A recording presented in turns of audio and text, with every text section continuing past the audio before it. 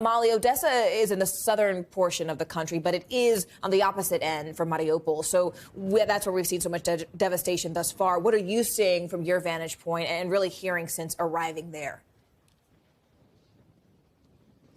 Yeah, Morgan, that's right. We have focused so heavily on Mariupol. It is in the southeast of the country. It is much closer to Russia, and Russian troops, as we've been talking about, have surrounded, have been bombarding, have been starving out that city.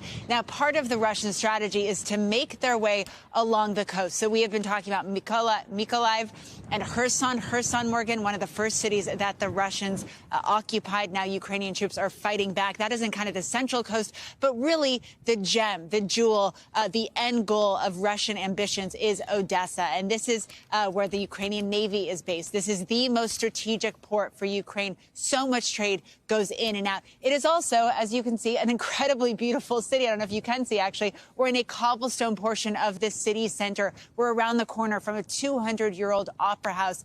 It is so beautiful. And really, this is the cultural capital of this region. But I want to show you what it looks like right now, Morgan. They are heavily fortified. As you can see, these hedgehogs completely spread out. You've got tires in front of buildings. You have got sandbags, checkpoints at almost every single intersection. We can't show you the soldiers, but we've been talking to the Navy about how they have been preparing. They can't show us any of their warships. They can't show us any of their specific military preparations on the coast, Morgan. The entire coastline, though, is a military zone. We can barely film there. We were, though, talking to a naval officer about what they expect to happen. And for the last month, Morgan, this city has been bracing for an attack. It is about 1 million people, about the size of San Francisco, my hometown. And about half the people here have left. The other half, Morgan, are enlisting.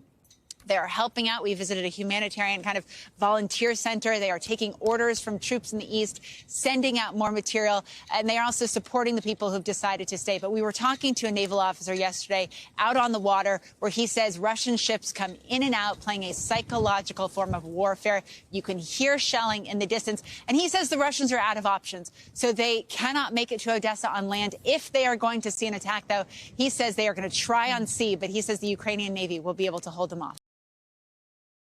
Thanks for watching our YouTube channel. Follow today's top stories and breaking news by downloading the NBC News app.